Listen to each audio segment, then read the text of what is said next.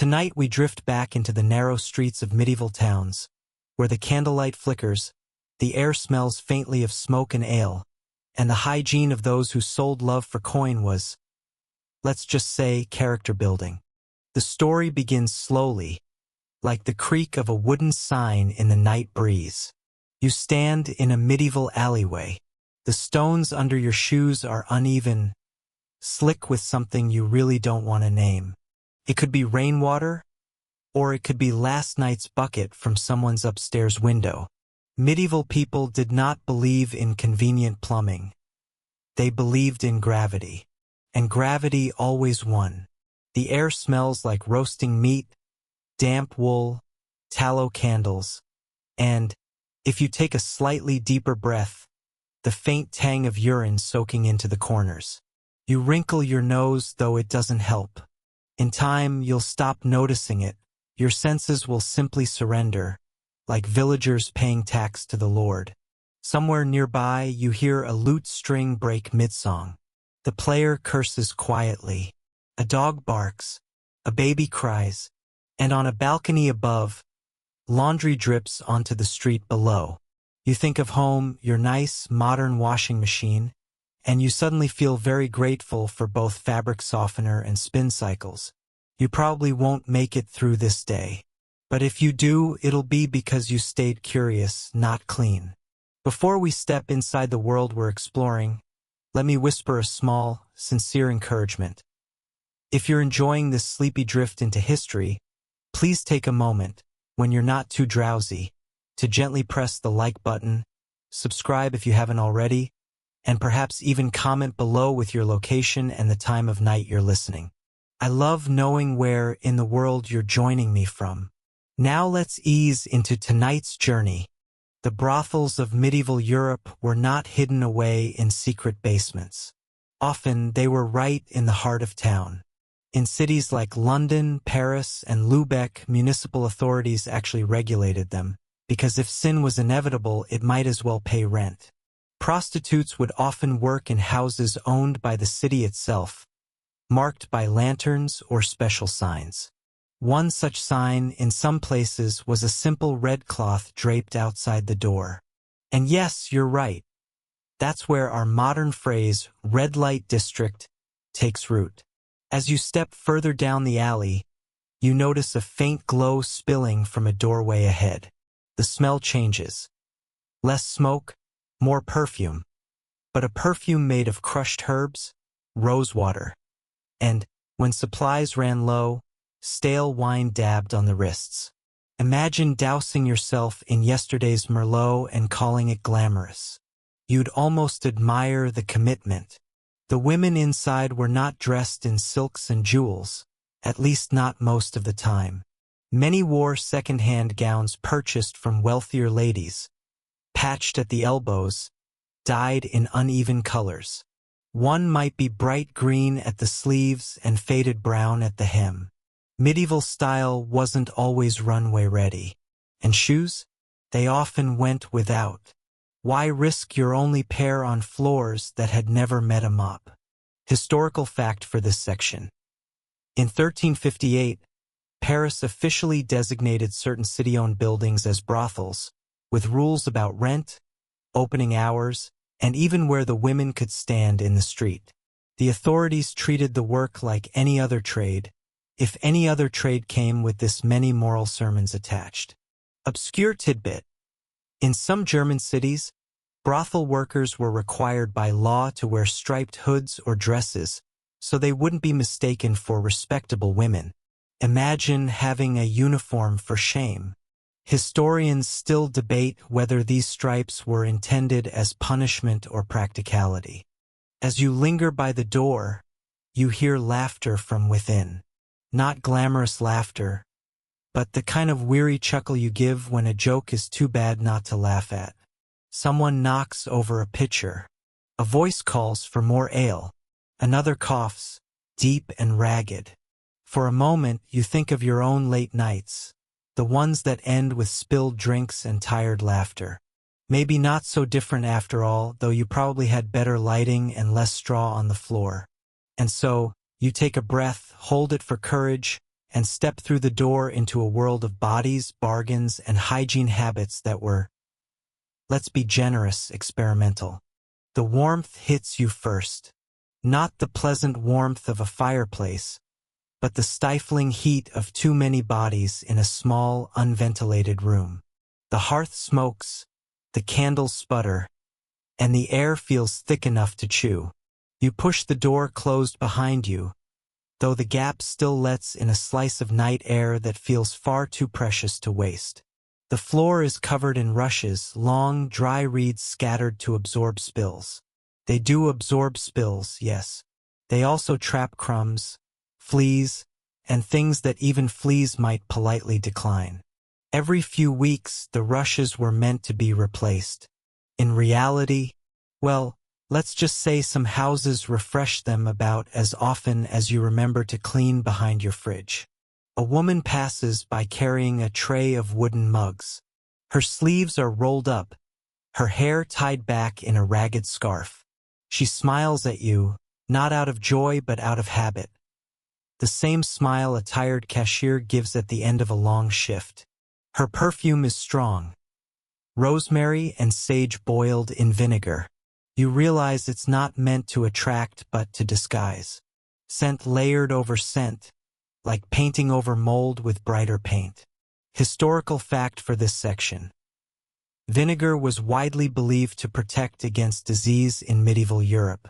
Prostitutes often washed their faces, hands, and sometimes even their mouths with it, both to cleanse and to keep customers from noticing anything unpleasant. It didn't exactly work, but it did leave a sharp, tangy smell that must have filled every corner of the room. Obscure tidbit. Some brothels kept small tubs of warm water in the corner, advertised as baths. These were less spa treatments and more glorified puddles, shared by multiple people in the same night. Imagine 8 strangers rinsing in the same lukewarm bowl. Romantic, isn't it?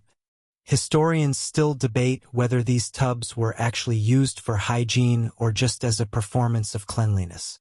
You sit down on a low wooden bench, feeling the wobble in its legs. Someone carved initials into the surface. A heart shape, a few scratches that could be runes or just impatience. The bench wobbles again, and you quietly decide to put more trust in your own balance than in its carpentry.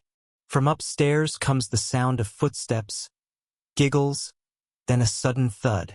No one looks alarmed. You realize that medieval walls were thinner than secrets. Privacy was a luxury. Noise was inevitable. One man leans at the table across from you, already half asleep in his mug. He raises his head briefly, looks at you with glazed eyes, and mutters something about the price of fish. Then he sighs and passes out again. You think of modern bars at closing time. Some things, it seems, haven't changed in centuries. And then, from somewhere near the stairs, you catch a faint whiff of rosewater. Not fresh roses, but something brewed and bottled weeks ago. It mingles with sweat, smoke, vinegar, and ale until it creates a scent so layered it could almost be an art form. If fragrance houses today ever wanted to make a perfume called Medieval Brothel, this would be it, though I can't imagine it would sell. The room hums with tired life. The laughter, the shuffling, the scraping of mugs.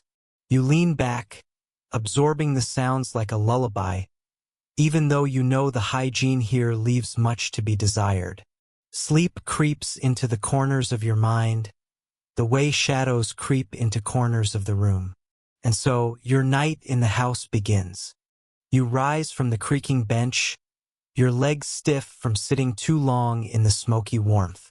The woman with the tray brushes past you again, this time spilling a few drops of ale onto your sleeve. You don't mind. Honestly, ale is probably the least offensive liquid in this room. The staircase ahead is narrow, so narrow that if you were carrying a basket or wearing one of those wide medieval gowns, you'd have to turn sideways. Each step groans under your weight, complaining like an old man whose favorite chair has just been taken. The banister is smooth where hands have gripped it 1,000 times, but sticky where last night's spilled drink dried and never quite left. Halfway up, you pause to catch your breath. Not because the stairs are long, but because the air here feels thicker, hotter. You think of modern stairwells with bright electric lights, freshly painted walls, and maybe even a window cracked open. Here, there's only candle smoke clinging to the plaster. At the top of the stairs, a door slams shut. A voice mutters something in French, or is it Flemish? Hard to tell. This was a cosmopolitan trade, after all. Prostitutes moved from city to city, often following merchants, fairs, or wars. Wherever there was money, there were customers. And wherever there were customers, there were women making hard bargains under harder conditions. Historical fact for this section. In the 15th century, the city of Toulouse had entire streets of women officially licensed for sex work. The women paid rent directly to the municipality, which then used the funds for civic projects like repairing bridges and paving roads. Imagine your nightly rate helping to fix potholes. You reach the landing. The floorboards creak, but you barely notice now. There's a smell of lavender here, faint but deliberate. Someone has hung sprigs of dried herbs above the door frames, probably meant as both decoration and protection. Medieval people believed lavender and rosemary could ward off disease. In truth, they mostly warded off boredom by giving the illusion of care. Obscure tidbit. Some brothels in Germany kept parrots or small monkeys as mascots. Clients would be greeted not only by the women but also by a shrieking bird or a curious little creature tugging at their sleeves. Historians still debate whether this was for entertainment, status, or simply because people liked exotic pets. You press your hand against the wall as you walk. The plaster is uneven, rough in some places, cool where the stone beneath peeks through. You imagine all the hands that touched this wall before yours. Merchants with jingling purses, soldiers with mud still on their boots, travelers carrying stories in languages you'll never hear again. The wall has kept their secrets. For now, it keeps yours too. Behind one door, you hear a lute playing softly. Behind another, muffled laughter rises, then fades. Behind a third, silence. Thick and heavy, as if the room itself were holding its breath. You keep walking, slower now, softer, as though the staircase has led you not just upward but inward, into the heart of this house. You enter a small chamber, the kind of room that was never meant to be romantic but is expected to pretend. The ceiling slopes low, the bed creaks before you even sit on it, and the straw mattress gives off a faint, musty smell. It's the smell of too many bodies, too much time, and not enough washing. On a low table by the bed sits a ceramic basin. Inside is water, cloudy from use, and floating in it, a sprig of rosemary. The water looks tired, as though it has already done its duty for the evening. You touch it with your fingers, lukewarm. No wonder medieval people were suspicious of baths. By the time you got your turn, you were basically rinsing yourself in everyone else's hopes and germs. Historical fact for this section. Bathing culture in medieval Europe was complicated.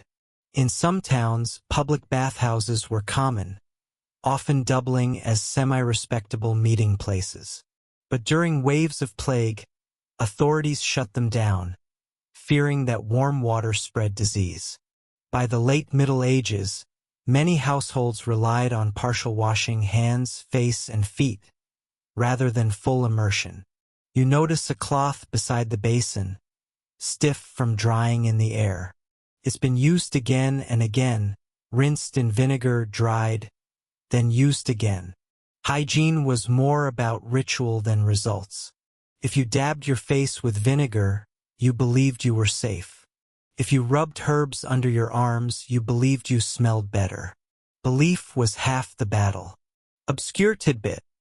Some prostitutes chewed fennel seeds or cloves before meeting clients, not only for fresh breath, but also because people thought these spices could protect against plague. Whether it worked or not, it certainly made for an aromatic evening. Historians still debate whether these habits came from medical advice or just practical trial and error. The bed itself is covered in a faded woolen blanket. You pull it aside and see the straw mattress beneath, flattened from years of use. You lie back anyway, feeling each lump and ridge against your spine. The ceiling above has a crack running through it, almost like a line on a map. You trace it with your eyes, imagining it as a river winding through hills. Downstairs, the laughter continues, though muffled now by walls and floors. Someone is singing a song you almost recognize, though the words slip past in a dialect that feels like a dream. A window creaks open slightly, letting in a thin stream of night air. For the first time all evening, you take a deep breath that doesn't feel like work. The candle flickers on the table. The basin glints faintly in the light. You realize that this room, shabby as it is, was once someone's sanctuary. For an hour, for a night, for as long as the money lasted. And here you are, lying back, drifting into their world, one creaking board and one rosemary sprig at a time. You wander down a crooked corridor, your hand brushing the plaster wall. The smell shifts here. Less perfume, less smoke, more stew. At the far end, a door creaks open, and you step into what might generously be called the kitchen. It isn't large.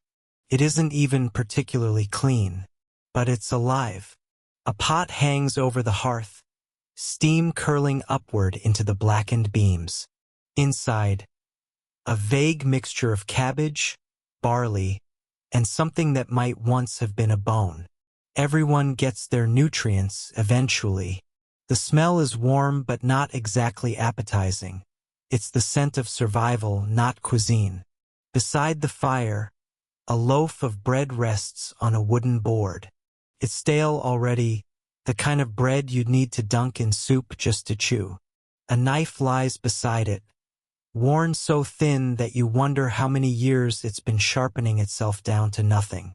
One of the women stirs the pot absent-mindedly, humming under her breath. She doesn't look up when you enter. Her shift ended hours ago, but she's still here, tending food that is both communal and symbolic.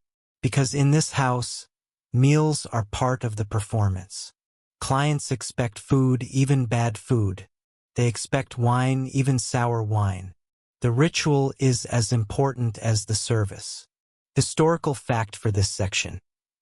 In many medieval brothels, the women not only worked but also lived together, sharing meals, expenses, and sometimes even clothing. City authorities sometimes mandated communal living, believing it made the women easier to regulate. On the shelf above the hearth, herbs hang in bunches, sage, thyme, maybe a little parsley. Their dried leaves dangle like whispers of a better meal. Sometimes, when there was extra money, one of the women might throw in a pinch to disguise the taste of meat that had aged. Obscure tidbit. In parts of Italy, some brothels offered garlic-heavy stews to guests, claiming it was good for virility. Historians still debate whether this was marketing genius, folk medicine, or just the cheapest spice available. The table in the corner tells another story. A deck of cards is scattered across it, alongside a few dice and a half-empty jug. You picture the women gathering here between clients, laughing, teasing, maybe arguing over whose turn it is to fetch water. Survival had its moments of camaraderie. The hearth crackles. Outside, a bell tolls the hour. You don't know which hour, because medieval bells weren't always precise. But you know time is passing, and in this kitchen that isn't quite a kitchen, Time is measured in ladles of stew and slices of stale bread. From the kitchen, you follow another narrow passage, and suddenly you're outside in the yard. The night air wraps around you, cooler now, carrying with it the scent of wet earth and smoke. In one corner, a wooden tub sits brimming with water that is not fresh, not clear, but water all the same. A shift hangs over the rim, dripping steadily. Its fabric is coarse, the color indeterminate. Was it white once? Or gray? Or some shade in between? You bend closer, and the smell answers before your eyes do. Lye soap, faintly acrid, clings to the cloth. It is better than sweat, but not by much. Beside the tub, another garment is spread across a wooden frame, drying in the night air. It flaps gently in the breeze, like a flag declaring allegiance to the kingdom of perpetual dampness. You smile faintly. Laundry was less about achieving perfection and more about chasing away the worst of yesterday. Historical fact for this section. In many cities, prostitutes were required to wear specific colors, often red or yellow, to mark their profession. This meant their laundry stood out vividly on wash lines, further advertising the trade even when the women weren't on the street. A wooden bucket sits nearby, filled with cloudy water. You imagine the sequence: soak, scrub, wring, rinse, and repeat, over and over, until the garment was good enough. Perfection wasn't the goal. Freshness was fleeting anyway, in a world of wood smoke, sweat, and too many people in too small a space. Obscure tidbit. Some laundresses used stale urine as a bleaching agent, believing its ammonia could whiten cloth. Historians still debate how common this was in brothels, but it certainly wasn't rare in general households. You can be thankful, at least, that tonight's garments smell more of soap than chamber pots. You step further into the yard. Above you, a line of clothes stretches from one beam to another. Shifts, stockings, a pair of men's hose someone forgot or abandoned. They sway gently, catching the light of the moon. The sound of laughter drifts from the upstairs window, faint now, distant. You feel a strange rhythm. Work and play, washing and welcoming, survival and pretense. Everything here cycles, like the rinse of water, like the flapping of laundry in the wind. You lean against the wooden frame, the rough grain beneath your palm. The yard smells of soap, smoke, and damp fabric, and somehow it feels restful, almost like honesty, because laundry doesn't lie. It tells you exactly how much of yesterday lingers, and how much you'll carry into tomorrow. You step back into the brothel, leaving the yard behind. The air is warmer again, heavier. Somewhere upstairs, laughter rises and falls, like a wave that doesn't quite reach the shore. But here, in the corner of a small side room, another world is laid out, half science, half superstition, and not entirely convincing as either. A wooden shelf sags under the weight of jars. Some are clay, some glass, a few stoppered with wax. You lean closer, peering at the labels. Scratched symbols, smudged Latin words, sometimes just a drawing. One jar shows what looks like a leaf, another a tiny hand-drawn beetle. You realize quickly, it's best not to guess too closely. On the table, a pestle rests in a mortar. The powder inside is pale, chalky. Someone has been grinding roots. The smell is bitter, clinging to the air, mingling with the faint aroma of smoke. Historical fact for this section. Prostitutes in the Middle Ages often turned to herbal remedies to manage both illness and unwanted pregnancies. Common ingredients included pennyroyal, rue, and tansy, plants that were as dangerous as they were helpful. Beside the mortar lies a bundle of dried plants tied with string. Pennyroyal, you recognize it now, sharp and minty, a little too sharp. It was taken as a tea, but in large amounts it could poison the liver.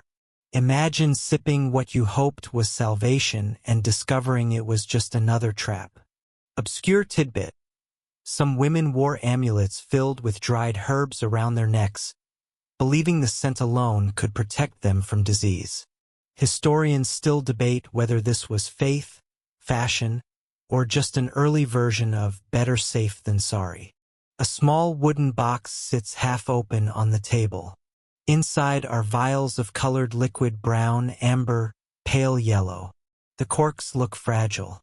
You picture someone pouring drops into a cup, offering it to a girl with a headache or worse. Medicine was less about cure and more about hope, and hope was often the strongest ingredient.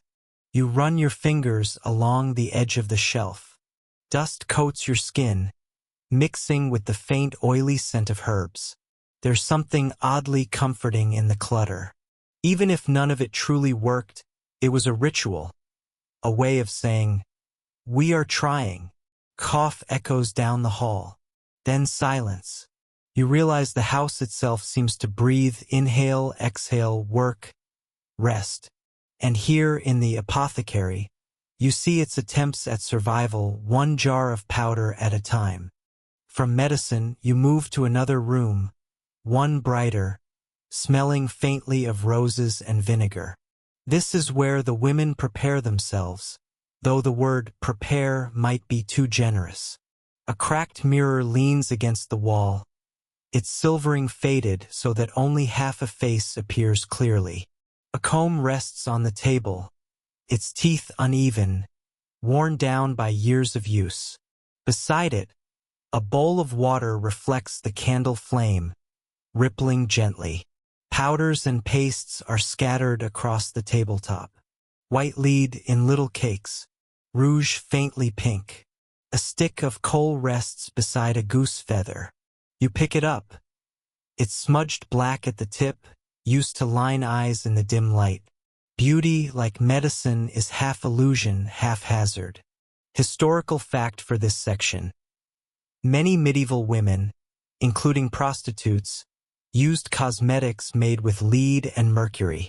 These substances could smooth skin or whiten complexions, but at the cost of poisoning the body over time. On a small dish lies a lump of beeswax, half melted.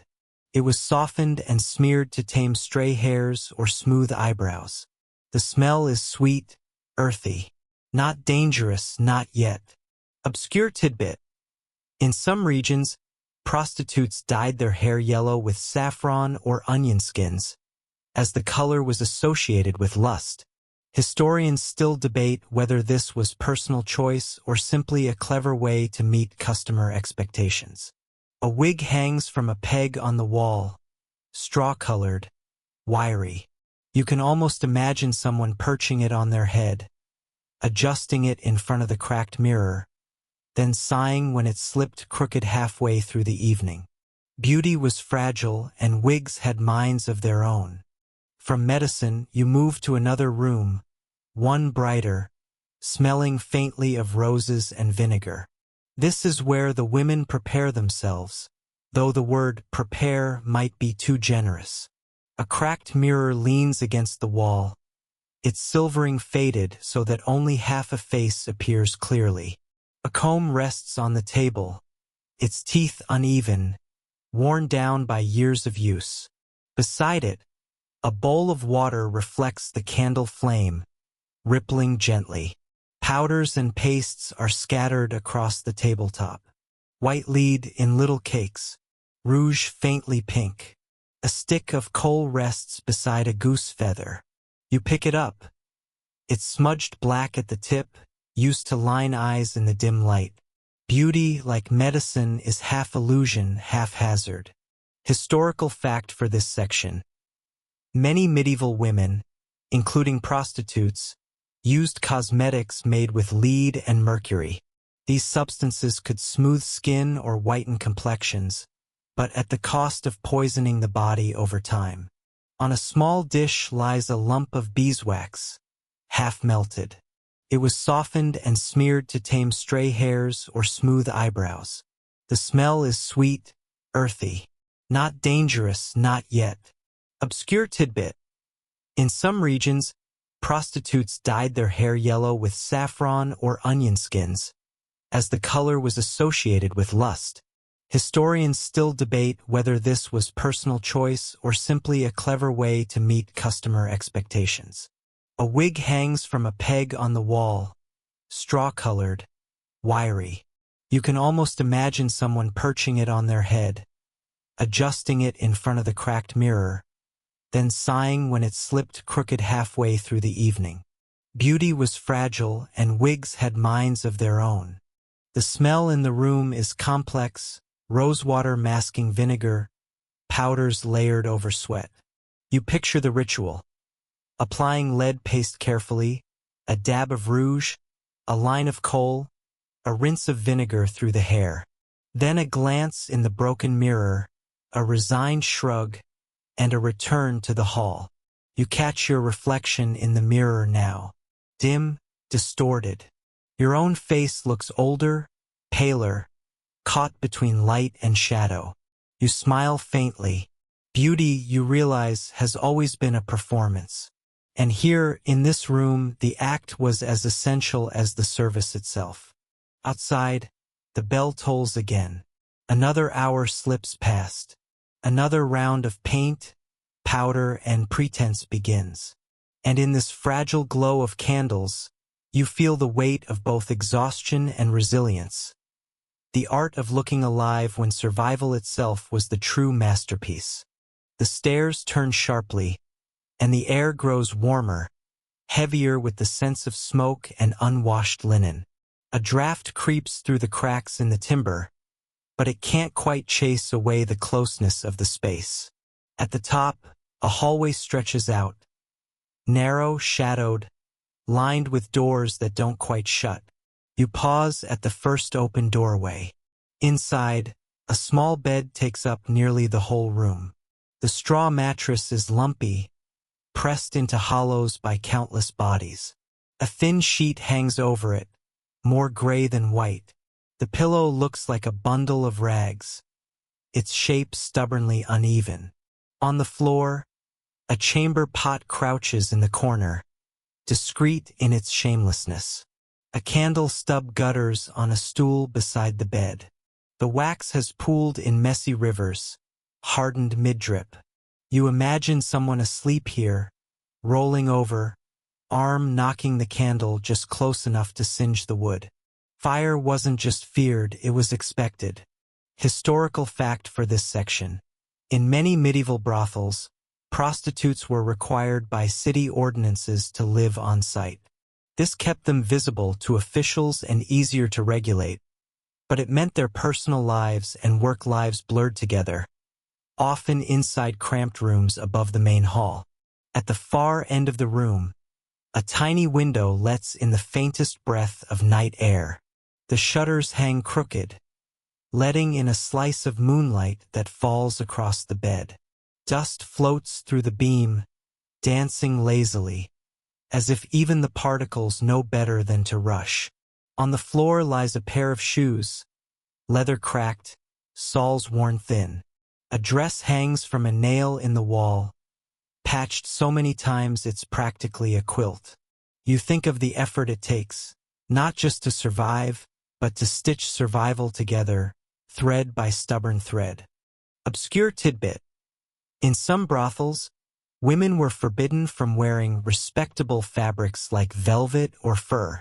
Instead, they dressed in cheaper materials, sometimes even striped garments that visually marked them as outside polite society.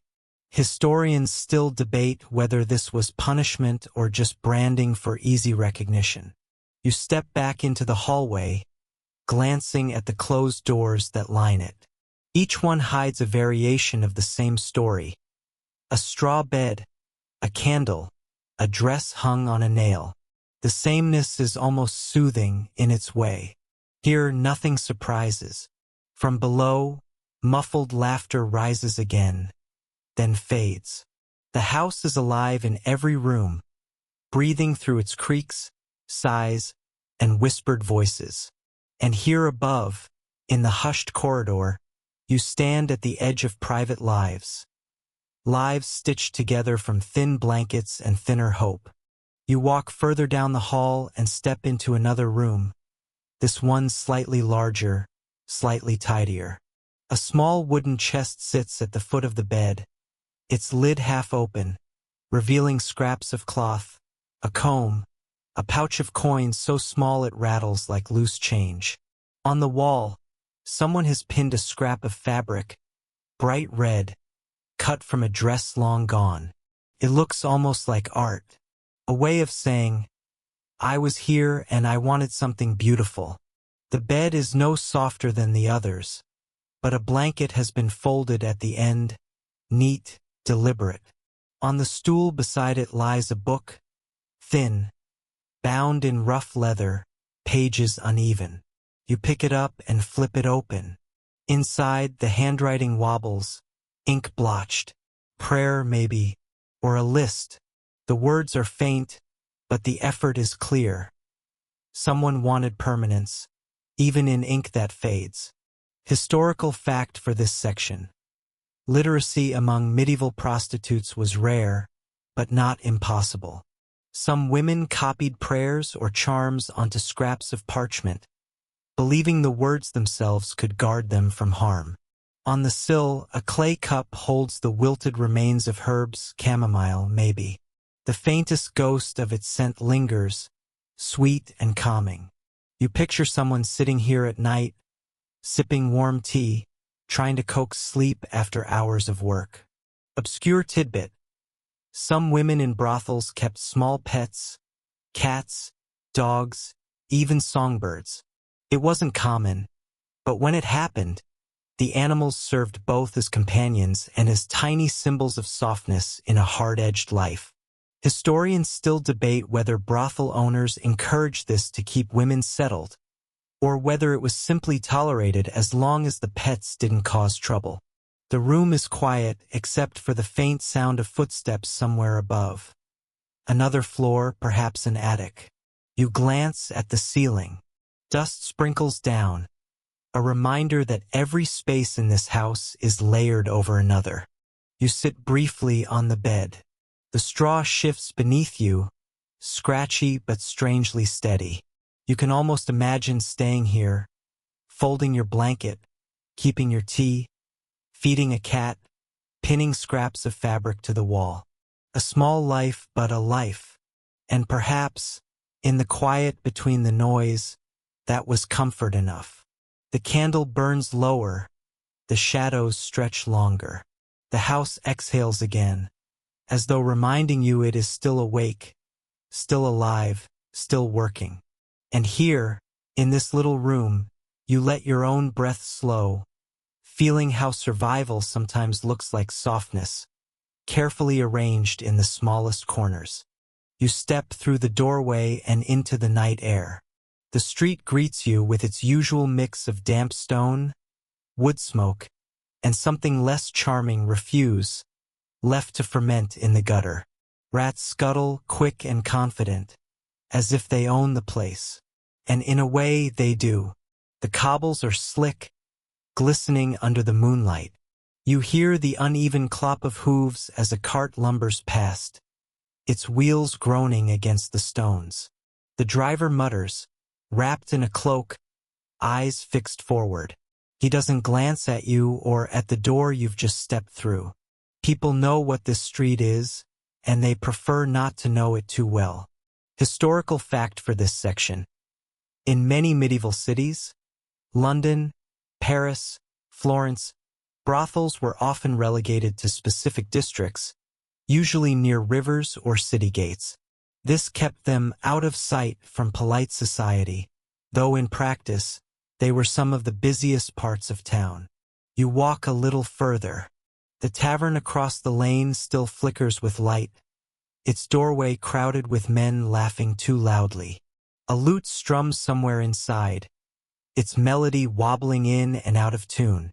The smell of ale drifts out, warm and yeasty, carrying with it the unmistakable tang of sweat and smoke. To one side, A narrow alley disappears into shadow. You catch the glimmer of a lantern swinging as someone slips down it. Cloak pulled tight, steps quick. Secrecy and commerce have always been close friends. Obscure tidbit. In certain towns, prostitutes were required to wear bells on their caps or shoes when walking the streets at night, the idea being that respectable folk should hear them coming. Historians still debate whether this was an actual regulation or more of a moralist's fantasy recorded in church sermons. The wind picks up, brushing past your cloak. It rattles a loose shutter above, sends a parchment flyer tumbling across the stones. You pick it up. The ink is smudged, but you can make out a proclamation from the city council, rules about taxes, fines, forbidden practices. You smile a little at the irony. The more the council forbade, the busier this district seemed to become. You tuck the parchment back against a doorway, where it flutters helplessly, already forgotten. The night carries on. You carry on with it. A few streets later, the tone changes. The laughter fades, the music drifts off, and ahead of you rises a dark silhouette. The church, looming over the district. Its spire points skyward, stone catching just a silver edge of moonlight. The bells are silent now, but their weight hangs in the air. You hear your footsteps echo differently here, as if the stones themselves have grown sterner. Historical fact for this section. Churches in medieval cities often stood remarkably close to red light districts. In fact, in London, the parish of Southwark, home to the infamous stews, Brothels, was directly under the bishop's control. This arrangement was both moral contradiction and convenient revenue stream. You pause by the churchyard gate. Inside, the graves lie in crooked rows, stones leaning like tired shoulders. A crow shifts on the wall, feathers ruffling. The silence feels heavy, as though it disapproves of the noise you left behind. But then there, tucked into the wall's corner, you see the faint light of a candle. Someone has left an offering, perhaps a prayer for forgiveness, perhaps a bargain with the saints. The wax has dripped down into a hardened pool, forming a little crater of devotion. Obscure tidbit. Some medieval prostitutes were known to make regular offerings to saints, particularly Mary Magdalene, whose own story of sin and redemption made her a figure of both comfort and irony. Historians still debate whether these acts were genuine faith or strategic gestures to soften their image in the eyes of local clergy. You stand there, half in shadow, half in moonlight. The church and the brothel are only streets apart, yet they feel like different planets. And yet they need each other. One condemns, the other thrives, and between them, the city keeps breathing. The crow croaks once, flaps away into the night. You take that as your cue. The candle flickers, then steadies again, guarding its little circle of light against the dark. And you walk on, the stones of the street shifting back from judgment to commerce as the laughter slowly rises again, carried by the wind. The moment you push open the tavern's warped oak door, the air hits you like a thick stew, smoke, sweat, ale, roasted meat, and something sour that probably shouldn't be asked about. A cheer rises up from one corner, dice rattling on wood, while in another, someone mutters prayers over a cup, as though the wine might be holy if he stares hard enough. The fire blazes in the hearth, logs cracking and sending sparks upward, shadows crawling across the low ceiling beams. Benches creak under the shifting weight of drinkers, each elbow jostling the next, as though proximity were a currency in itself. Historical fact for this section. Taverns in medieval cities weren't just for drinking. They were hubs of gossip, trade, negotiations, even illicit deals. Brothels often kept ties to taverns, with women working both spaces to widen their customer base. A jug is passed, its clay surface wet with condensation. You're offered a sip, something sharp, thin, a little bitter, but warming as it slides down. Laughter bursts again nearby, this time followed by a sudden silence as two men stare each other down. A moment later, the silence cracks like glass and the laughter resumes, louder, as though nothing at all had happened. The floor is sticky underfoot, a patchwork of spills and tracked mud. You glance down and see the paw prints of a dog that clearly had a better night than some of the men here. Obscure tidbit. Some taverns in medieval England kept ale stakes. Long poles hung with greenery or branches outside their doors as signs that drink was available. But in certain towns, prostitutes were said to use similar leafy signs outside their lodgings, blurring the line between drink inside and other entertainments inside. Historians still debate whether this overlap was accidental or deliberate mischief. A minstrel begins to pluck a tune, something light, almost mocking, and soon a few voices join in, slurring their way through a half-remembered song. You find yourself humming along without knowing the words. That's the trick of taverns. They make strangers sing the same tune, even if nobody knows the verses. The fire pops again. You close your eyes for a moment, feeling the warmth on your face, the chatter circling you like a tide. And for just a second, you imagine that the world outside has fallen silent, that only this room exists, suspended in its haze of ale and laughter. Eventually, though, curiosity nudges you up from your bench. Past the hearth and down a narrow passage, you find another door, unmarked but clearly not meant for everyone. It creaks when you push it, the sound swallowed quickly by the hum of the main room behind you. The space you step into is smaller, darker. The air here is different. Less smoky, more perfumed, though the perfume is cloying, as though too much rose oil has been splashed in desperation. The walls are hung with cloth to soften the stone, and a few candles burn low, their wax running in long, uneven trails. Historical fact for this section. Many taverns in medieval cities had back rooms, some for private gambling, some for secret meetings, and often some reserved for sex work. The overlap between tavern and brothel blurred almost seamlessly. You hear a low voice, laughter that doesn't quite reach the eyes. A figure drifts past, bright cloth at the hem, a flash of coal around tired eyes. Another woman leans against the wall, yawning, the candlelight catching the faint shimmer of beads around her neck. The room smells of spiced wine, its sweetness masking something else beneath. A man's cloak hangs on a peg, still wet from the night. On the table, a pair of dice sit abandoned, as though the game was interrupted or ended too quickly. Obscure tidbit. In some German taverns, prostitutes were legally permitted to serve drinks in back rooms, but they were forbidden from sitting at the same table as respectable women in the main hall. Historians still debate whether this rule was enforced or mostly ignored, depending on how much the tavern keeper valued his customers' discretion.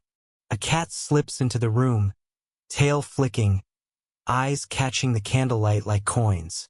It leaps onto the table, sniffs at the dice, then curls into a ball as if this were its rightful throne. The women ignore it, they've seen it too many times before. You linger by the doorway, sensing the blur between tavern and brothel, between laughter and commerce. The walls hold it all, the dice, the drink, the bargaining, the waiting. It's not loud here, not rowdy, but you can feel the weight of the night pressing in, as though the walls themselves have soaked up centuries of smoke, laughter, and whispered negotiations. You breathe in slowly, then step back. The door creaks again, and the main tavern swallows you with its louder warmth, its fire, its endless songs that never quite end. The Thames stretches before you like a sheet of dark glass, rippling only where the current shifts or a boat cuts through. Lanterns swing gently on moored barges, casting broken paths of light that vanish as quickly as they appear. You walk along the bank, your boots crunching against gravel and driftwood. It smells of wet rope, stale fish, and something else. Human, always human. Voices carry across the water. Merchants haggling, oarsmen calling to each other. Someone singing a verse that dissolves before the chorus arrives. Historical fact for this section. The medieval Thames wasn't just a river. It was the city's lifeline. Watermen ferried passengers back and forth. Cargo barges carried goods. And, importantly, brothels often clustered near the river, where both sailors and locals could find their way easily. You notice a figure leaning against a piling, shawl pulled close, eyes scanning each passerby. The riverbank was often the stage for quick transactions. Whispered words traded for coins slipped into palms. There's no glamour here, just damp stone, shivering bodies, and the steady flow of a river that doesn't care what deals are struck at its edge. A rat scurries along the stones, pausing to nose at a discarded crust. You realize the river has its own rhythm. The slap of water, the creak of ropes, the sigh of boats against their moorings. Somewhere in the distance, a church bell tolls. Slow, heavy, reminding everyone that the night belongs to both God and sin. Obscure tidbit. Some Southwark brothels were officially licensed by the Bishop of Winchester himself. The women working there were nicknamed Winchester geese, a term both mocking and oddly affectionate. Historians still debate how strictly the bishop enforced his oversight, or whether he mostly enjoyed the revenue. The lane you choose narrows quickly, its walls leaning inward as though they conspire to keep out the sky. The air is heavier here, carrying the damp musk of earth, rot, and too many feet passing through without pause. Your footsteps echo softly, though not for long. From a recessed doorway, someone exhales, the sound sharp in the quiet. A pair of eyes glints in the dark before vanishing again. It's a place where presence is always felt, even when not seen. Historical fact for this section. Medieval London's alleys were notorious for being unsanitary, often doubling as open sewers. Yet they also served as discreet meeting places, perfect for those seeking privacy, whether for gambling, theft, or sex. A woman shifts from the shadows, her dress plain but her eyes trained on you with practiced calculation. She doesn't speak first. She doesn't need to. A faint curl of smoke drifts up from a pipe she holds, filling the space between you with the scent of burning herbs. Not quite tobacco, not quite pleasant, but enough to cover other smells. You hear the trickle of water nearby, though it's hard to know whether it's water at all. Rats clatter over discarded barrels, their tails flashing like quick whips. Somewhere deeper in the alley, laughter bursts, high and shrill, before dissolving into silence. Obscure tidbit. In some cities, prostitutes would wear striped hoods or particular colored dresses to mark their trade. But in London, the lines were blurrier, especially in poorer districts. Scholars still debate whether distinctions were ignored out of necessity or deliberately blurred to avoid stigma. You lean against the rough wall, feeling damp stone beneath your hand. The woman exhales again, smoke trailing like a ribbon. You realize this alley isn't empty. It's layered with watchers, with listeners, with deals both in progress and about to be struck. The breath of the alley is not one of freshness. It's stale, recycled, thick with years of whispered words that never left its confines. You inhale cautiously, the weight of it settling in your lungs. And yet, there's something oddly calming in knowing this alley has seen it all before. The river seems far away now, the tavern even farther. Here, In the heart of London's dark veins, you feel the pulse of a city that never truly sleeps, even when its inhabitants stumble home. You follow the glow until the lane widens, spilling into a small courtyard. At its far end, a doorway radiates warmth, steam curling upward into the night air. A bathhouse, the medieval version of self-care, though less lavender-scented spa and more community soup pot. Inside, the air is humid, thick with a mix of herbs, sweat, and something faintly metallic. Candles drip steadily into their holders, illuminating wooden tubs where men and women sit together, water lapping at their chests. Some laugh, some whisper, some simply close their eyes as though the steam might wash away the weight of the world. Historical fact for this section. Medieval bathhouses in London were often associated with brothels. They offered both bathing and companionship, sometimes bundled as a package deal. The lines between hygiene and pleasure blurred, and not always in a flattering way. You step further in, boots squeaking on damp planks. A woman stirs the water with a bundle of herbs. Sage, rosemary, something bitter you can't quite name. She drops them in like a cook tossing vegetables into stew. You half expect someone to ask for salt. A man at the far end gestures with a mug of ale, sloshing foam dangerously close to the water. Clean on the outside, filthy on the inside, he jokes, before swallowing half the cup. It is both funny and depressingly accurate. Obscure tidbit. Some bathhouses used heated wine instead of water, claiming it drew out impurities. Imagine soaking in a giant mulled wine cauldron while strangers gossip beside you. Historians still debate whether this was ever widely practiced, or if it was just a niche eccentricity. The room is noisy but strangely soothing. The splash of water, the hiss of steam, the clink of mugs against wooden boards. You find yourself breathing slower, shoulders loosening. And yet, you can't help noticing the sheen of the walls, darkened with years of steam and smoke, like lungs that never quite cleared. You step back toward the doorway. The warmth follows you, clinging like damp linen, but the city's cool air soon takes it away. The street opens onto a square, wide enough for the moonlight to settle comfortably between the crooked houses. The ground is uneven, stones slick from the day's rain. A fountain gurgles weakly at the center, though no one dares drink from it. Even in the dark, you can see the green scum clinging to its edges. Around the fountain, people linger. Not many, but enough to keep the square from feeling empty. A pair of women lean against the base, shawls pulled tight, watching as a man stumbles past with exaggerated swagger. He tosses a coin at the fountain, misses, and lets it roll into the gutter. Nobody bothers to retrieve it. Historical fact for this section. Public squares in medieval London often doubled as marketplaces by day and gathering places by night.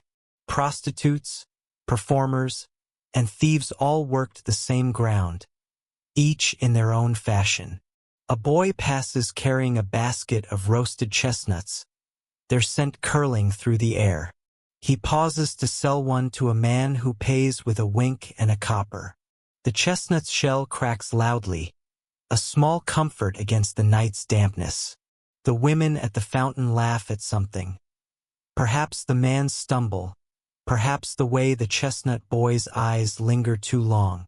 Laughter in this place isn't cruel. It's survival, a way to remind each other that the night hasn't swallowed them whole. Obscure tidbit. Some women in medieval cities carried small bells attached to their shoes, announcing their presence with each step. Whether it was meant to advertise or to ward off accusations of secrecy, scholars still debate. Tonight, though, the square rings only with uneven footsteps. You pause by the fountain, listening. The city feels different here, open yet exposed. the laughter, the crack of chestnuts, the shuffle of boots. All of it makes a kind of music, soft and imperfect. You realize the square is like a stage, and everyone who passes through is both actor and audience. The moon slides further across the sky, casting longer shadows. Somewhere in the distance, a door slams, and a dog barks in protest. The women lean closer together, whispering now, as if the night has finally reminded them it's time to be cautious. You step away, your path leading once again into narrower streets. The square fades behind you, its small theater of life continuing without you. You come upon the silhouette of a church, its spire stabbing the sky like a finger wagging at the stars. The steps are broad, worn smooth by centuries of boots and bare feet. Tonight they are dotted with shapes, some sleeping, some sitting, some waiting. Candles flicker faintly within, their glow seeping out through the cracks around the heavy wooden doors. A hymn drifts faintly into the square, though its tune is ragged, as if half the singers are more asleep than awake. A woman sits halfway up the steps, her skirt tucked around her legs. She has the look of someone waiting, but for what, you can't quite tell. A man leans near her, whispering something. She laughs softly, covering her mouth with her hand, though her eyes scan the square with the sharpness of someone counting opportunities. Historical fact for this section. Churches were not only places of worship in medieval London. They were also shelters, meeting grounds, and, at times, makeshift brothels. The steps and porches often became nighttime marketplaces for all sorts of transactions. You walk slowly past, your footsteps echoing in the hush. A beggar reaches out, palm open, murmuring words you barely catch, prayers woven into pleas. His hand is rough, his nails blackened. You offer no coin, but he nods anyway, as though the mere pause of your attention was worth something.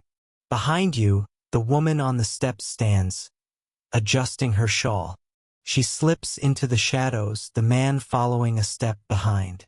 The church doors remain closed, as if determined not to notice. Obscure tidbit. Some prostitutes in medieval London were known to use rosaries as both disguise and advertisement, draped conspicuously to suggest piety, but in practice acting like a secret signal to potential clients. Historians still debate how widespread the practice was, though it makes sense in a city where sacred and profane constantly rubbed shoulders. You tilt your head back, staring at the church tower. A single bell swings lazily, its sound rolling over the rooftops like a yawn.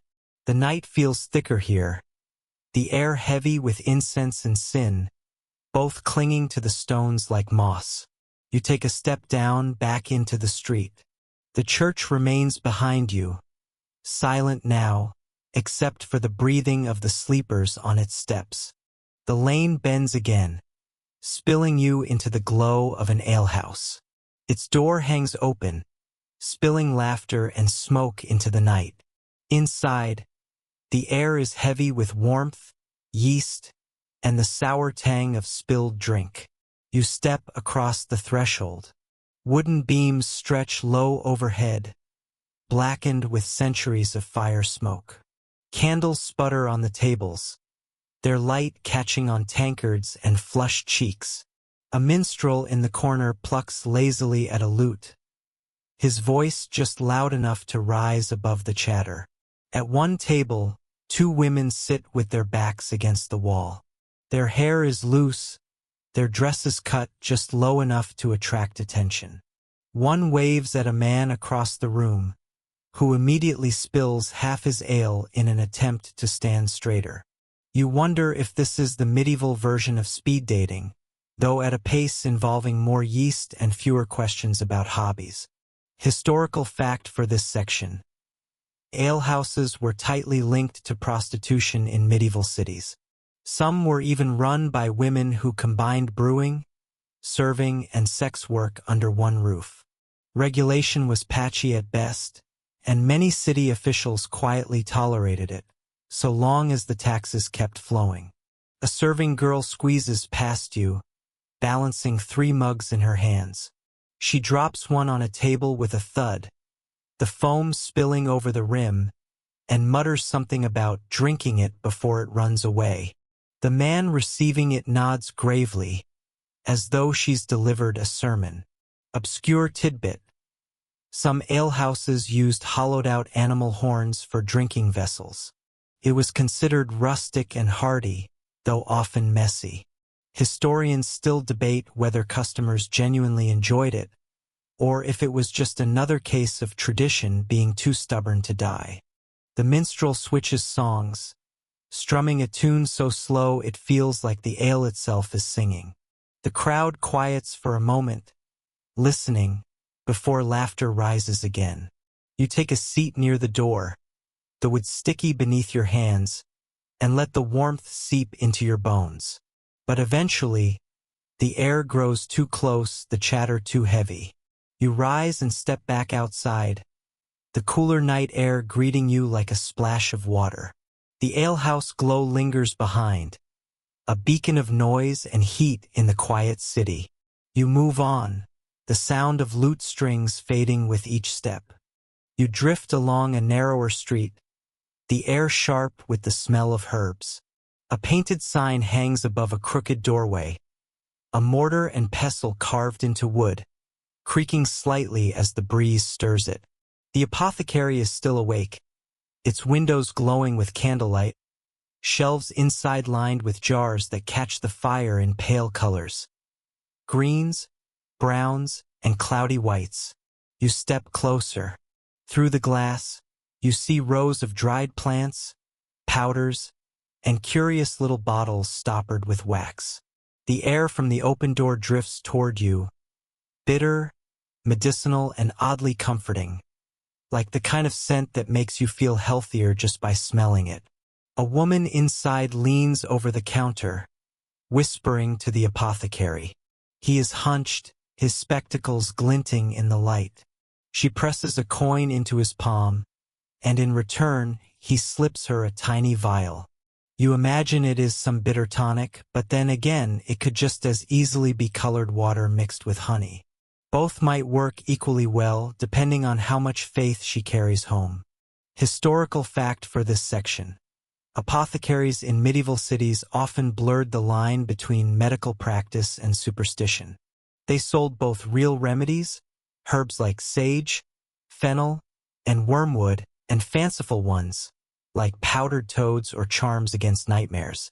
The apothecary notices you, his eyes narrowing as though measuring whether you are customer or curiosity. You step back, leaving him to his business. Obscure tidbit. Some medieval apothecaries stocked unicorn horn powder. In reality, ground narwhal tusk imported from northern traders. Buyers swore by its ability to cure poison.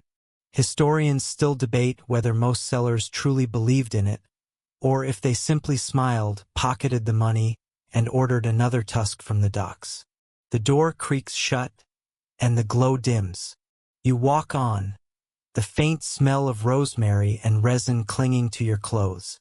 The lane widens into a stretch of workshops. The hour is late, yet one still burns bright. A candlemaker's shop. The windows are steamed, the air thick with the fatty, waxy smell of tallow. Through the half-open door, you glimpse rows of candles hanging like pale fruit from wooden beams. A boy stirs a pot with a stick nearly his height, dipping wicks into molten tallow again and again. His face glistens with heat. His shirt clings damply to his back. You imagine how endless the process must feel, wick after wick, candle after candle, all to chase away the dark for strangers. The master candlemaker trims a row of wicks with shears, muttering under his breath. He has the look of a man who's measured his life in inches of wax. You catch a brief smile, though, when a newly finished candle stands straight and even, gleaming faintly in the firelight. Historical fact for this section. Most medieval candles were made from tallow, rendered animal fat, which smoked heavily and carried a rank odor when burned. Only the wealthy could afford beeswax candles, which burned cleaner and brighter. A cat wanders between the dripping racks, brushing against the candlemaker's legs. He bends down, absent-mindedly rubbing its head with a waxy hand. The cat doesn't mind, even when a bit of hardened tallow sticks to its fur. Obscure tidbit. In some parishes, it was common to make enormous parish candles, weighing several hundred pounds, that burned continuously in churches for festivals. Historians still debate whether these candles were more about symbolism than practicality, since they often sputtered out long before the event was done. You stand a moment, letting the flickering light settle in your eyes. Then you move on, stepping back into the cooler dark. The alley quiets behind you, the faint glow of candles shrinking until it looks like a firefly hovering in the distance. You turn into a quieter lane, where the ground suddenly dips into shadow. A stone wall rises to your left, low enough that you can peer over. Beyond it lies a churchyard, faintly lit by the moon. The gravestones lean at odd angles, their inscriptions softened by rain and years. Some have been worn almost smooth, as if the names decided to slip away in the night. The grass grows wild here, untrimmed, brushing against your shoes as you pause by the gate. You hear the faintest creak of iron hinges, though no hand touches them. A raven hops along the wall, looking at you with an eye that suggests judgment, or perhaps just hunger. A man sits on one of the stones, his cloak pulled tight against the chill. He murmurs softly, a prayer or a song. It's hard to tell. In one hand he holds a taper candle, unlit, as though he's waiting for courage to strike flint. You don't disturb him. Some tasks are too heavy for strangers to interrupt. Historical fact for this section. In medieval London, churchyards weren't simply resting places for the dead. They were also used for gatherings, meetings, and sometimes even markets. The line between sacred and everyday was thinner than we imagine now. The air here feels colder, though perhaps that's only your mind noticing the stones underfoot.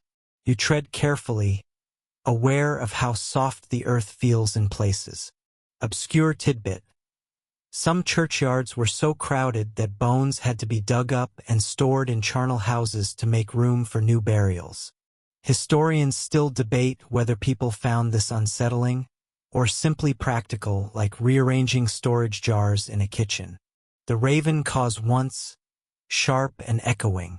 You step back, letting the shadows fold the churchyard away as you move on.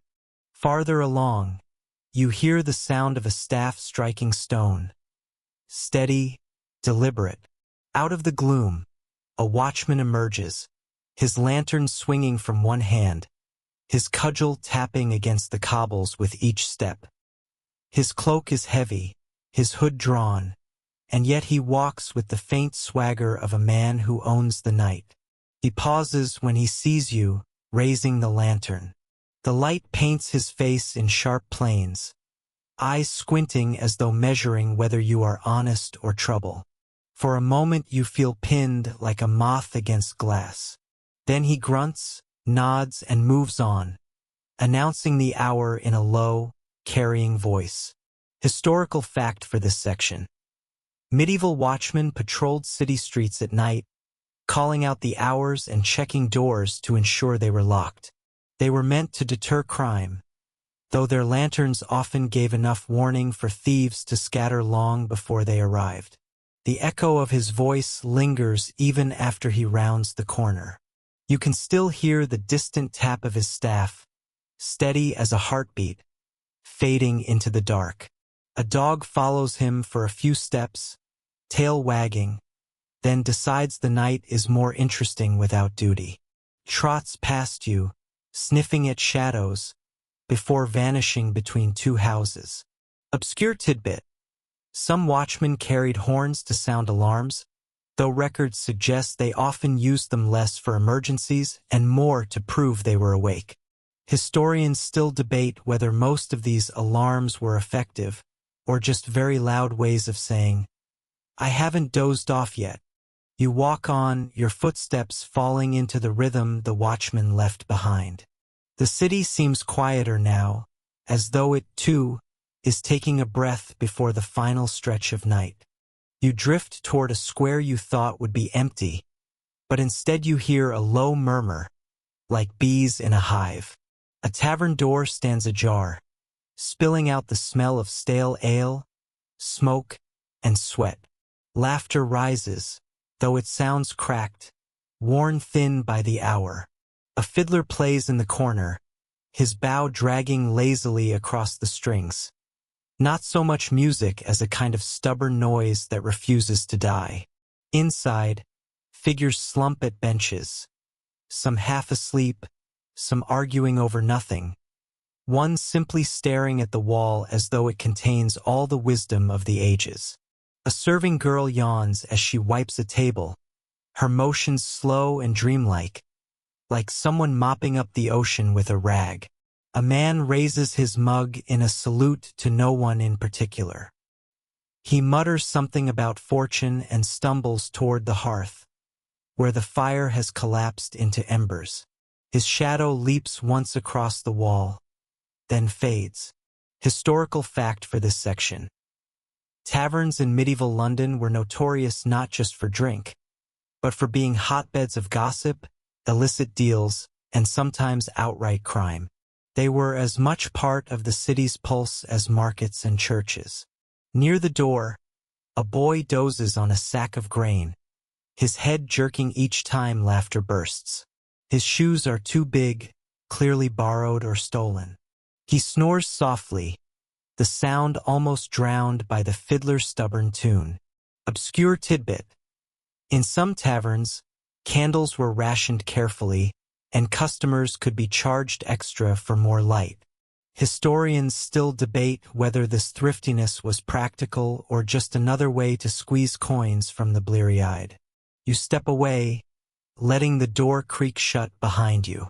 The laughter fades into the night like smoke, leaving the square oddly hollow. The air shifts as you approach the river. It carries the faint tang of mud and brine, sharper than the city's usual perfume of smoke and waste. The Thames lies broad and black, its surface catching what little moonlight seeps between clouds. Boats sway gently against their moorings, ropes creaking like tired voices. Somewhere downriver, a ferry pole strikes water with a soft splash. A lantern flickers on the opposite bank, too far to show whether it belongs to a fisherman, a watchman, or just some poor soul who lost their way. You rest your hands on the cold stone wall, feeling the damp seep through. The city behind you mutters faintly, but here the world seems wider, lonelier.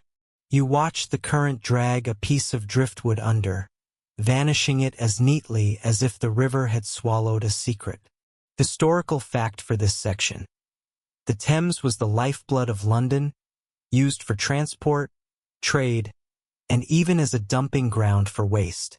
Its tides shaped the rhythm of the city, from markets to dockside brawls.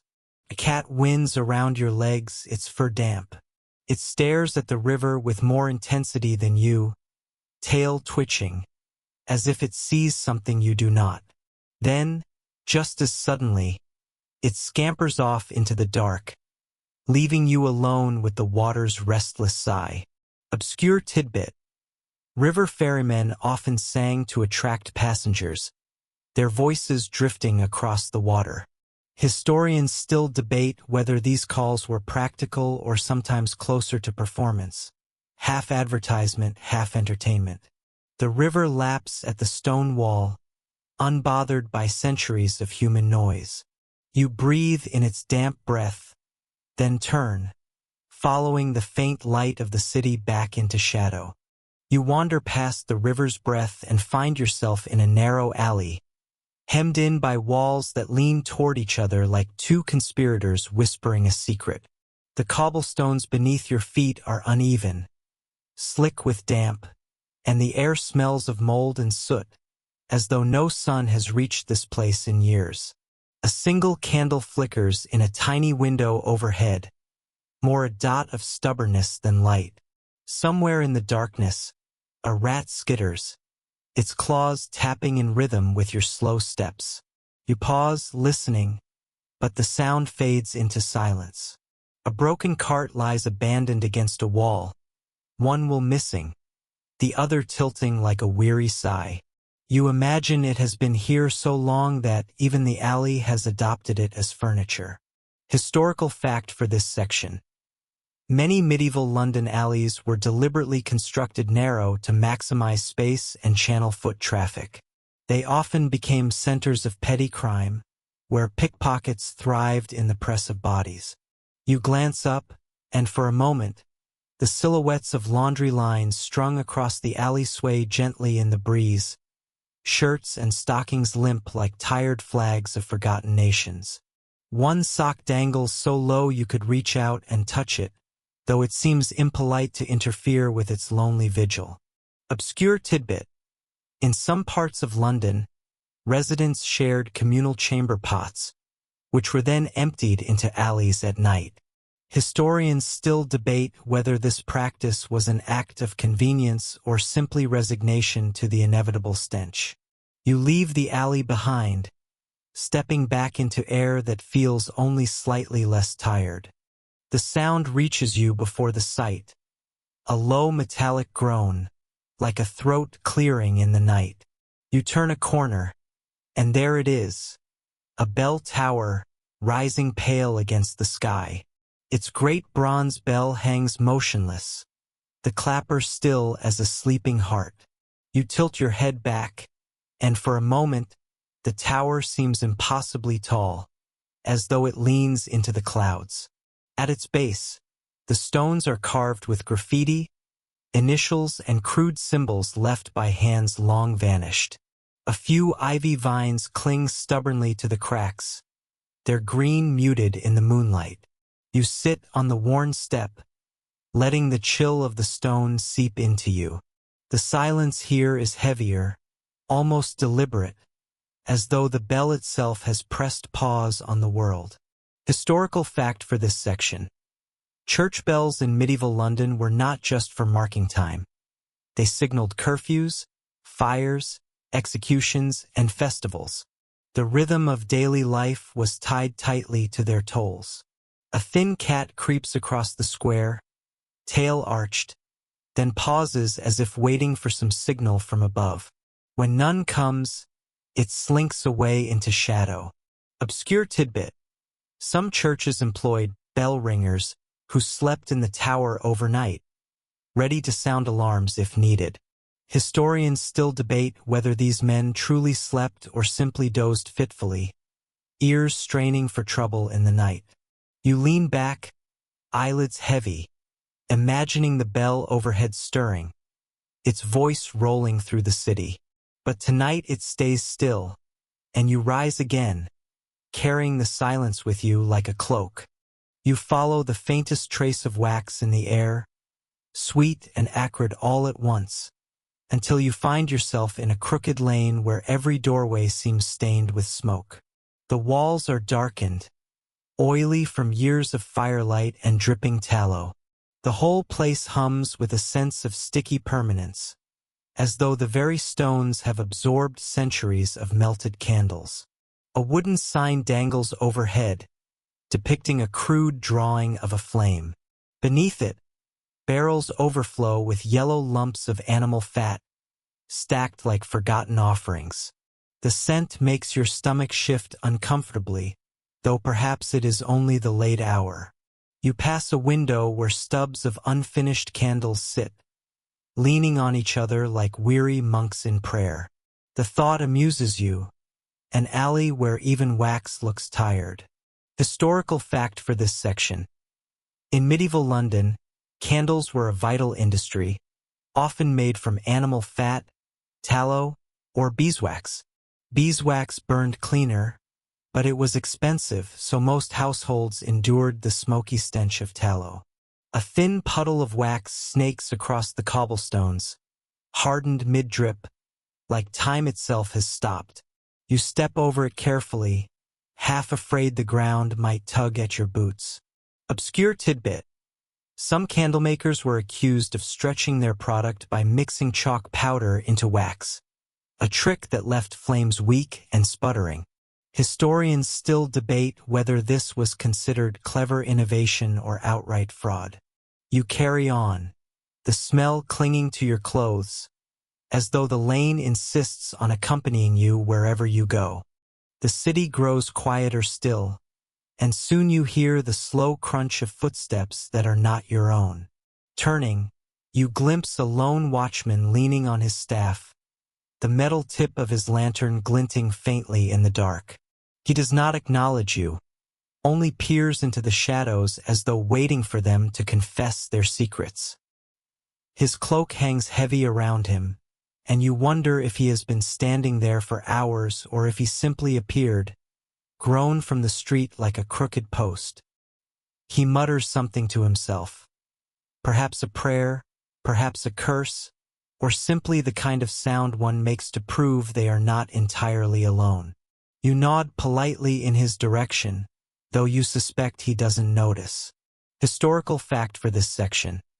Night watchmen in medieval London patrolled streets with lanterns and staffs, charged with keeping order and preventing fires.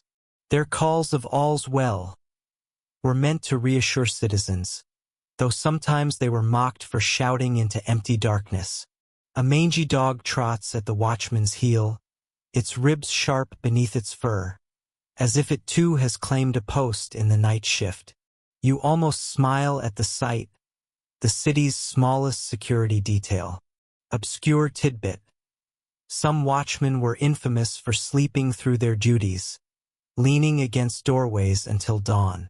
Historians still debate whether their presence deterred crime, or whether criminals simply learned to step softly past them. You pass on, leaving the watchman to his murmured vigil, and the city feels emptier for the distance you put between you. You climb a narrow spiral of stone steps, each one uneven, worn by centuries of nervous feet. The air grows colder as you ascend, carrying with it the dry tang of iron and the faint whiff of pigeons who have claimed the higher ledges as their own kingdom.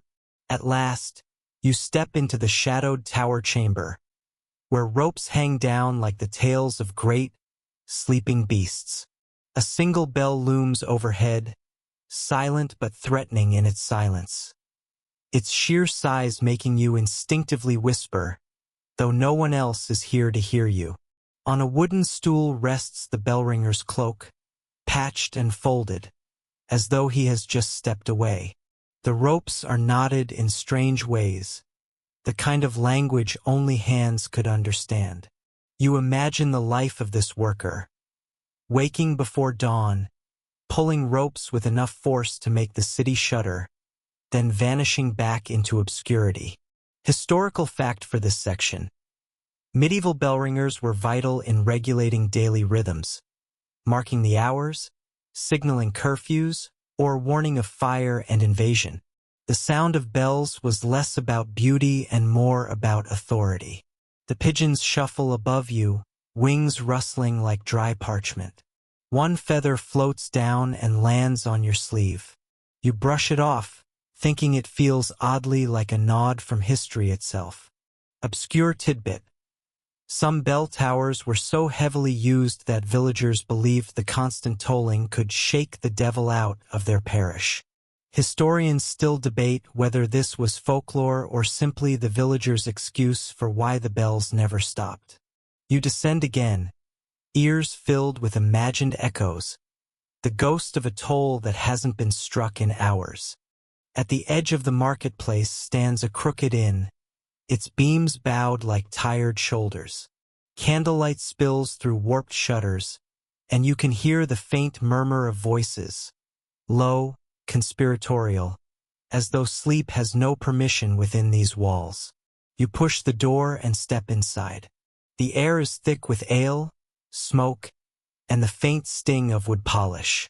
At one table, a merchant slumps forward, his head cushioned by his own arms. At another, two men in rough cloaks argue over something trivial, each insisting they are right, neither remembering the point. The innkeeper nods in your direction but does not speak. He seems to understand that travelers enter not for conversation, but for the hum of company without responsibility. Historical fact for this section. Inns in medieval London often doubled as unofficial news centers, where gossip, politics, and even criminal dealings passed more freely than in daylight. They were sometimes more reliable than the town crier. You notice a young woman carrying mugs too large for her hands.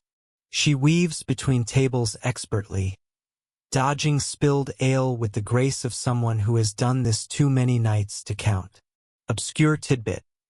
Some inns were notorious for hosting bed-sharing arrangements, where strangers paid only for half a bed and lay side by side like sardines, silently praying for a partner without fleas. Historians still debate whether this was pragmatic hospitality or outright misery disguised as lodging. You find a quiet corner where the wood creaks beneath your weight, and for a moment you feel the temptation to stay until morning. But you know the city outside waits, patient as the fog. You step back into the night. The first pale thread of light catches on the river, turning the black water into a shifting sheet of dull pewter. You find yourself once more on the great bridge, its stones slick with morning damp. The vendors are stirring again, though their voices are hushed, as if reluctant to disturb the fragile quiet. Fishmongers stack baskets, their hands raw from yesterday's work, while bakers carry loaves still steaming from their ovens, the scent of yeast and crust cutting through the briny air. You walk slowly, savoring how the city feels before it fully wakes. A rare moment when it belongs not to the shouting crowd, but to the handful of weary souls who keep it alive. Historical fact for this section. London Bridge wasn't just a crossing but a community of its own. Houses, shops, and even a chapel clung to it, making the bridge both a thoroughfare and a neighborhood balanced precariously over the water. A cat pads across your path, tail high, disappearing into the shadow beneath a cart. It feels like a reminder that even in a city ruled by human routines, smaller creatures write their own maps of survival. Obscure tidbit. Some chroniclers claimed that the bridge groaned at night as though alive, creaking with the weight of its houses. Historians still debate whether this was architectural strain or simply the imagination of sleepless Londoners. The river laps below, patient and endless, carrying away the waste of the city as if it too is resigned to its eternal role. The square begins to fill again, the stalls rising like mushrooms after rain. You see familiar faces from the night before, the candle maker, the cloth seller, the man who hawks herbs with suspiciously vague promises. But the energy is different now. Not frantic, not drunken, merely weary, as if everyone is pretending they've slept when really, they've only endured a long pause.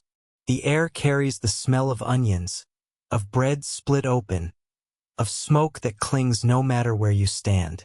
A boy chases a goose across the cobbles, shrieking with laughter while the goose hisses in outrage. No one helps him. The market thrives on spectacle. Historical fact for this section. Medieval London markets were regulated, with inspectors ensuring weights and measures were fair. In practice, corruption was common, and false scales were almost an art form.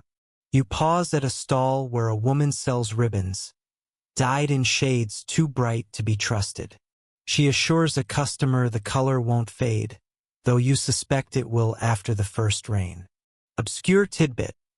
Some sellers sprinkled holy water on their wares to make them seem blessed, or to justify charging higher prices.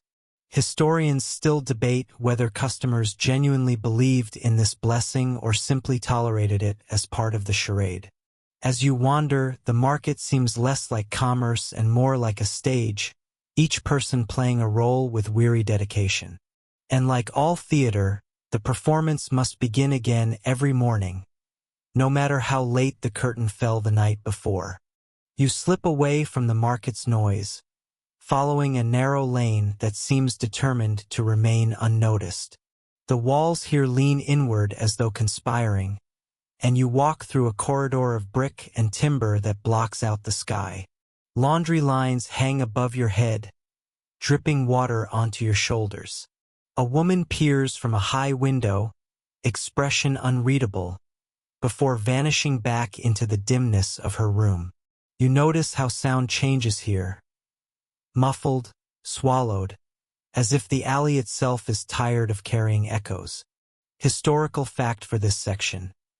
London in the late medieval period was a patchwork of streets, many unpaved, some barely wide enough for two people to pass without brushing cloaks. These alleys were both shortcuts and traps, places where thieves might wait or gossip might flourish. At your feet, scraps of straw lie mashed into the mud, a makeshift carpet that never stays clean for long. Obscure tidbit: some alleys had names so colorful, like Frying Pan Alley or Pissing Lane, that they almost felt like inside jokes shared by the whole city. Historians still debate whether these names were practical, satirical, or simply lazy signposting. The air is close here, carrying a mix of damp stone, stale bread, and smoke. Yet it feels oddly safe, as though you've found the city's heartbeat tucked away where no one is looking. You emerge from the alley into a hidden patch of green. A walled garden, its entrance half concealed by ivy, opens like a secret door. Inside, herbs grow in neat rows. Rosemary, sage, fennel, and the ever-present mint.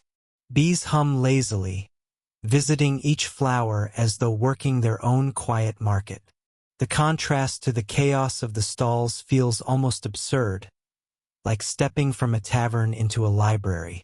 You sit on a worn bench, the wood warm with early sun. For a moment, you hear nothing but the bees and the faint trickle of a fountain that doesn't quite keep up with itself. Historical fact for this section. Monastic gardens and private plots were crucial in medieval London, supplying both food and medicinal herbs. They were, in many ways, the city's pharmacies before pharmacies existed. A gardener hums to himself, trimming lavender with shears that squeak with every cut. He doesn't look up, as if you're just another bird passing through. Obscure tidbit: some medieval gardeners whispered charms or prayers as they sowed seeds, believing it would protect the plants from blight. Historians still debate whether these rituals were seen as practical magic or simply old habits lingering from pagan traditions. The air here feels lighter, almost forgiving. You realize the city isn't only noise and grime. It holds spaces of stillness too, though they're rarely shown to outsiders. You hear it before you see it. The slap of water against stone, the creak of mooring ropes, the shout of boatmen arguing over space. Then the river opens up before you, broad, brown, alive. Boats of every shape crowd the bank. Flat-bottomed barges laden with hay, little ferries wobbling under the weight of passengers, and sleek skiffs darting through the chaos like overconfident pigeons. The smell hits you, a mix of fish, tar, and the faint sourness of things that have been left too long in the sun. Still, the river has its beauty, reflections dancing like broken glass, gulls wheeling above, and the endless movement that feels like a pulse. Historical fact for this section. The Thames in medieval times was London's main highway. Bridges were few, ferrymen many, and almost every trade depended on the flow of goods up and down the water. You pause by a pile of barrels stacked like lazy soldiers. One leaks ale dripping steadily into the mud. A boy kneels nearby with a broken cup, catching what he can. Obscure tidbit. Some boatmen were notorious for overcharging passengers, especially foreigners. So much so that there are records of complaints, fines, and even regulations imposed to stop the fleecing. Historians still debate whether these rules were ever enforced, or if the boatmen simply laughed and raised prices anyway. A ferry splashes close to shore, its rower beckoning. Though he looks far too pleased with himself, you decide not to trust him. Instead, you follow the riverbank, where every stone seems polished by centuries of restless tides. Not far along, you stumble into a stretch that might be politely described as aromatic. Wooden tables sag under heaps of fish, their silver scales dull in the morning light. Women shout the names of their wares, though most sound suspiciously similar: cod, herring, eel. Everything looks like it could either nourish you or curse you, depending on how long it's been sitting there. You walk slowly, careful not to slip on the slime coating the stones. Cats weave between stalls, tails high, convinced they're owed half the stock. Historical fact for this section. Fishmongers wielded real influence in medieval London. The Fishmongers' Company, one of the city's oldest guilds, could regulate prices, enforce quality, and even punish those who tried to sell bad fish. Still, bad fish found its way onto tables, usually accompanied by liberal amounts of spices to mask the smell. You wonder if anyone was truly fooled, or if they simply preferred not to think too hard about it. Obscure tidbit. There are accounts of live eels being sold by the bucket, wriggling and snapping until they met their fate in someone's pot. Historians still debate whether Londoners actually enjoyed eel stew or merely tolerated it because it was cheap and plentiful. You catch the eye of a fishwife who looks as if she could gut you as quickly as she guts a herring. She slaps a slab of cod onto her block, sending a splash of water in your direction. You step back, deciding you've admired the fishmongers long enough. The smell follows you anyway, clinging stubbornly like an unwanted companion.